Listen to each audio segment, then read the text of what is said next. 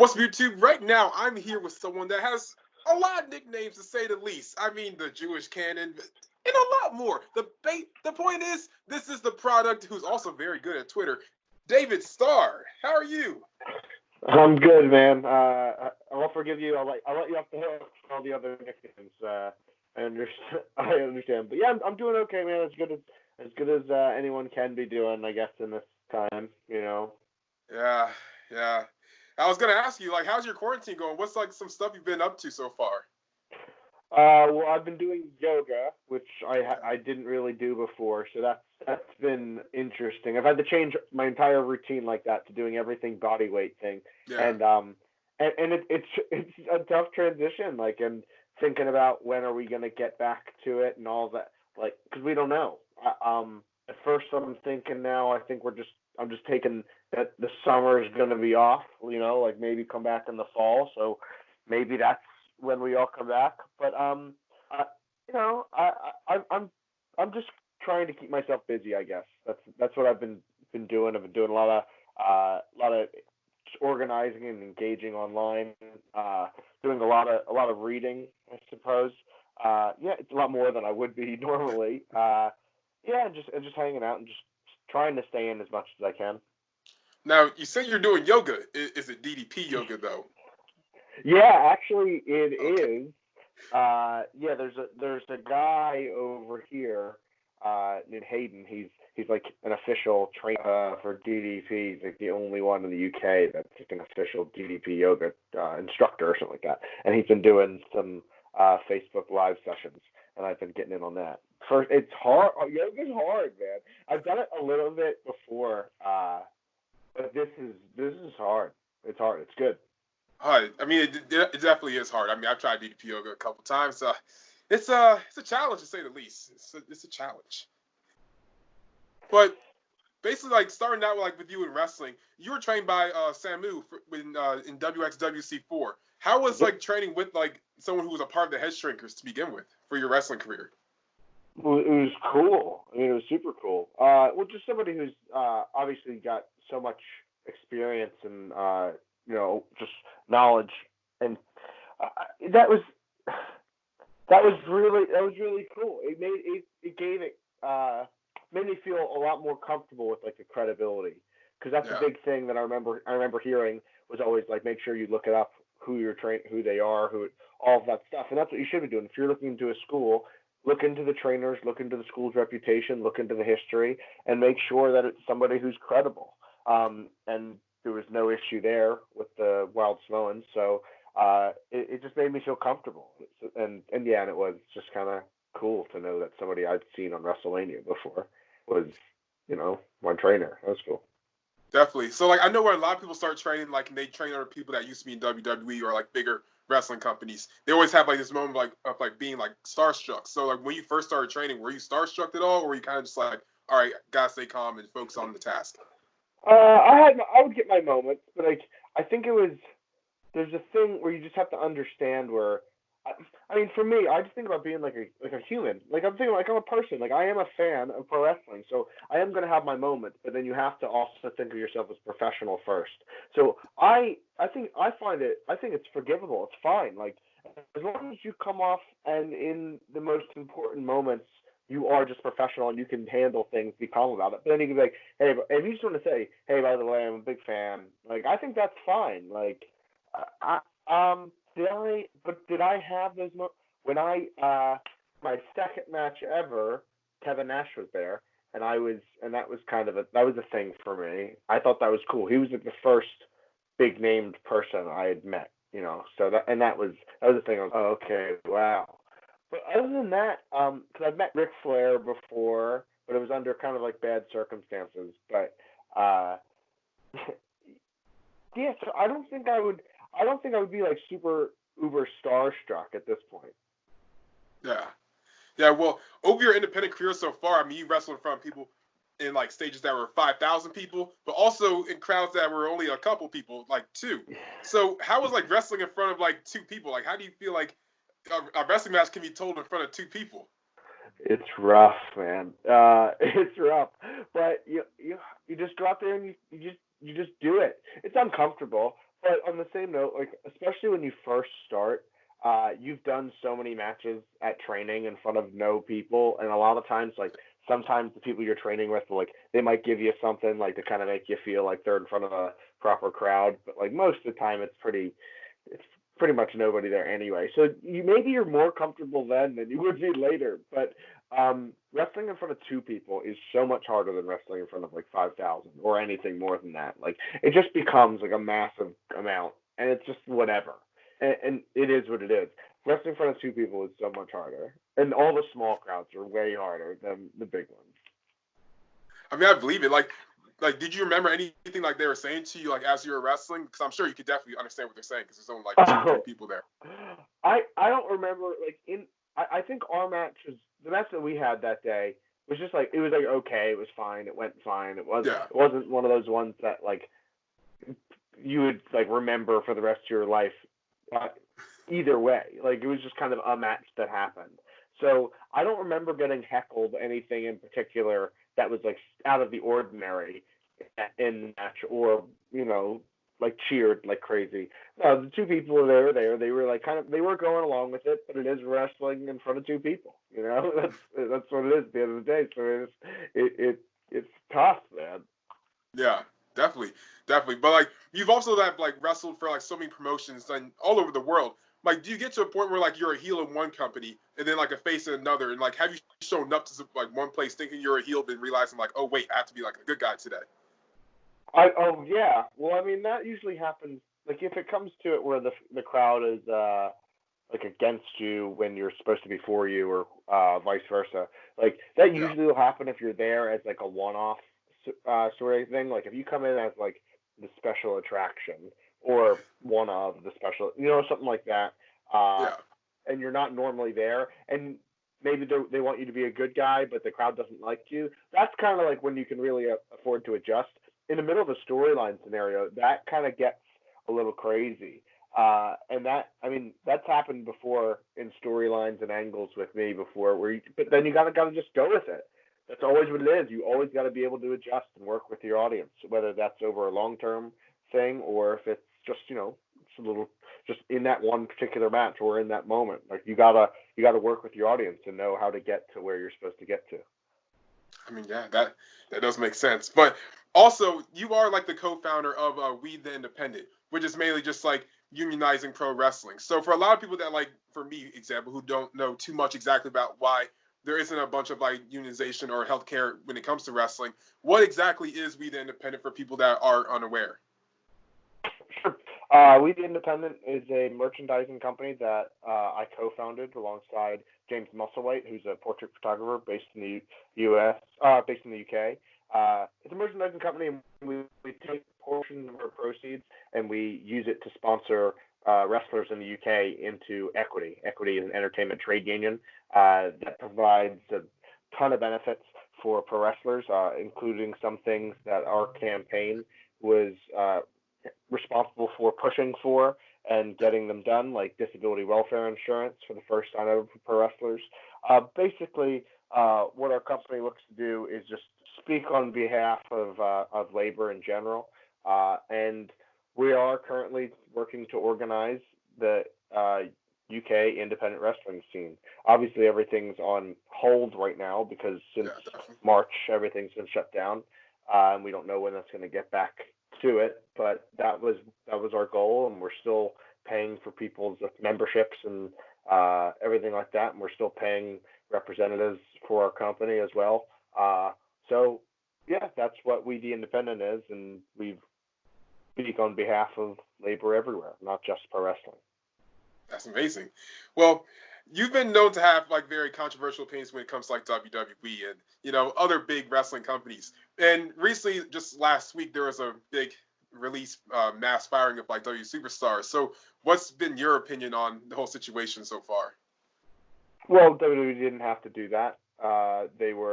It was a heartless move. It was unnecessary. It was ridiculous, especially when you look at the fact that WWE as a company itself had about $500 million in, right next to them in liquidity that they could have paid for these people's salaries, which apparently, from all the numbers I've heard, saved WWE about $50 million for the year. So consider they had $500 million just in reserves, and then to do it to save $50 million, it's a little heartless. And you consider people that got released, some of them just had new children, they just had new babies. Some are getting ready to have new kids, and either way, they don't have anywhere else to work. They have nowhere else to go. WWE is aware that the scene is shut down, and it was a heartless move done so Vince McMahon could, save some of his pocket change. And I was sad for my friends and peers and fellow wrestlers that lost their jobs, and I was also very angry that they're put in this situation where basically a unilateral decision can be made that affects their lives, and it puts everyone else through this emotional torture of having to not knowing if they're going to go next. It's insanity. So yeah, I was mad. I was angry. I was mad. I was angry. I'm upset. And I was really, and I was sad as well. But yeah, this is the sort of thing that needs to change. Yeah, definitely. With like the entire crop of superstars that were unfortunately released, is there a certain wrestler that you're looking towards, like, okay, down the line, I want to, if they're not signed to a major company by then, I want to like work with this person? Oh, well, I mean, obviously, I think the big ones, the Revival being on the scene. I mean, yeah, they're incredible. I think they're probably the top ones out there. I'm trying to think of Leo Rush again. I've never had an actual singles match with Leo before, and we always wanted to have one from before. I've had one with EC3 before, and that'd be cool to have another one, sure.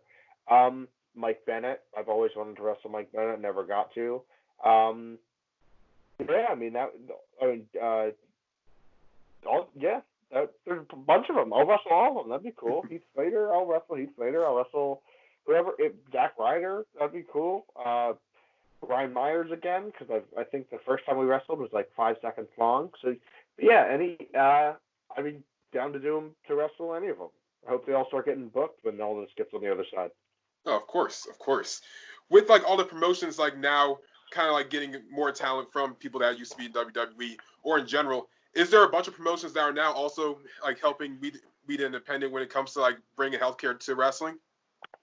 Well, over here in the UK, there is socialized medicine, so we don't have to worry about you don't have to pay for healthcare here.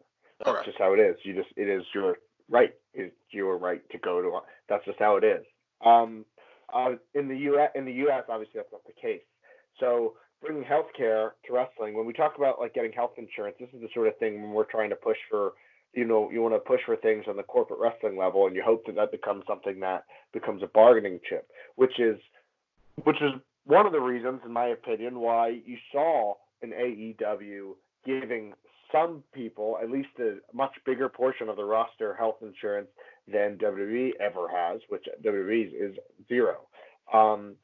So if that becomes a talking point and more of a thing, if AEW, if a competitor like that gives health insurance, it's going to have to force WWE to do the same. And this should be something that should be done anyway, especially the way the American healthcare system works. If you're going to be based in America and you're going to be bringing in that kind of money, it has to include health insurance for the worker and their family. But on the independent wrestling level, in America, there's select unions that we've been talking to, we the independent has been talking to see if things can happen and see if there'd be an ability for freelance wrestlers to join a union and be a part of the healthcare benefits that come with it. So these are things that we're talking about so we can see if we can protect independent wrestlers in America. But in the UK, we don't have to worry about that as much because we have the NHS, and it's fantastic. Of course. And that's what America should have, because healthcare shouldn't be an issue in general. But yeah. Yeah. Well, you kind of brought my next point. With AEW actually giving healthcare to as you said, bigger stars. If major wrestling companies actually started doing that, would you ever see yourself actually going to one of these one day? If it is your WWE or Ring of Honor, which might not be one of them, or your AEWs or Impact or New Japan or whatnot. Well, it's not that like I'm sitting here like, oh, until they start giving health care, I'm not going to sign, because I mean, I have no leverage to say that. It's just the fact that it just helps with the. My point there, when I said when the whole thing that comes out was like, they said, oh, he didn't sign with WWE because they don't give health care. That was like the thing I've heard people say, and that's not true. I just said I didn't sign with them for a bunch of different reasons, but they should be giving their guys health care who are signed there and living in America. That's just how, because they can afford it. They're a multi-billion-dollar company, and you would expect them to do that for their employees, especially the ones that are throwing themselves around and intentionally hurting themselves so they can profit. But the other thing that I've also said is that signing with somebody was never like, it's not like a thing of, oh, stay independent, don't sign anywhere. It's a matter of standing up for yourself and being able to, and making sure that you don't just sign the first thing that's given to you if it's not what you want. Just to read it, understand it, know what's in it, fight for what you think you want, negotiate, treat yourself properly, make an independent decision. That's it. Make a real decision about if you're comfortable with it, and fight for what you're comfortable with. So yeah, it's very possible. If someone were to make me an offer, I would take it, I would look at it, and I would, make sure I understand it, and say if I didn't like something, and we'd have a conversation. That's it. And if they didn't want to have a conversation, then it wouldn't happen. I mean, of course. But I guess like my final thing is, a lot of people when they get into wrestling is like, oh, I want to go to WWE, or oh, I want to go here. And so far, I mean, you've had a great career on independent stuff like wrestling, OTT, and IPW. It's on your shirt right now, or various other promotions. What's like the big goal of David Starr? Like, what do you want to do in wrestling that you haven't done yet? Well, I think I used to set goals of like, oh, I want to wrestle for this company. I want to wrestle for this company. I want to wrestle in this country or this city or whatever. But I kind of changed that because that's kind of out of my control. I can't force somebody else to make that decision for me. So I've kind of tried to. You have to focus on yourself. So I just kind of tried to make myself like as good as possible, just to get myself booked everywhere, basically. To make people have to book me, I guess. So that was kind of where I had to shift my goals to. But like overall, I just want to make sure that my goal is just to always be known as one of the best wrestlers out there. That's it. No matter what, I think that no matter why you're talking about me, if you watch my work, you'll know that I'm a good wrestler, and that's always what I want to be a thing. I don't want my mouth to be better than my wrestling. Of course. Well, guys, that's pretty much the interview. Well, we have one thing actually. So again, you have a lot of nicknames. If there was one nickname, right, that you don't have yet, that's kind of just in the back of your mind of wanting to have, what would that be? I don't have it yet. Oh no, man! I didn't have any new ones like coming up. I didn't even think about a new one coming up. What would be a new nickname? Oh, I have no clue, man. Oh no. I got nothing for you, dude. I haven't. Trust me. The thing I like about my nicknames now is that I don't come up with them. It's now they get So if somebody else wants to comment a thing, how about that? Comment a new nickname for me. We can check it out down there, because I don't think of the nicknames anymore. Now it just gets built organically. So if there's one that makes sense, if you're following me or checking me out, go for it. Well, there you go, guys. In the comments down below, give David Starr a brand new nickname. He can add to the list of 1 million. But guys, that's the video. Hope you really enjoyed. Where can they find you on social media if they don't already follow you anyway? Sure. On Twitter and Instagram, it's @theproductDS. You can check out my merchandise stores, which are listed on there, on my bios there, including davidstarmerch.com. Also go to WeTheIndependent.com, and you can follow us at WeTheIndie. That's on Twitter and Instagram, spelled with an IE, not a Y, because we're indie, not indie.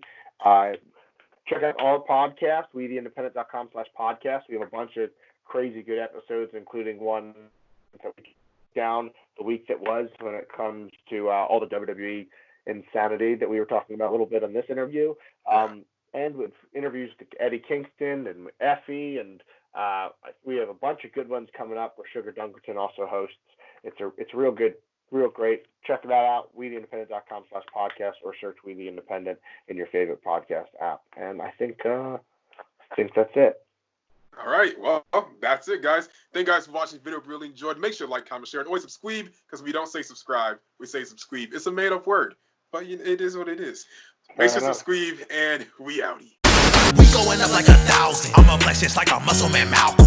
We going up like 1,000. I'ma flex just like a muscle man Malcolm. When it just like 1, 2, 3. If you like the channel, this subscribe. If you like the channel, this subscribe. If you like the channel, this subscribe.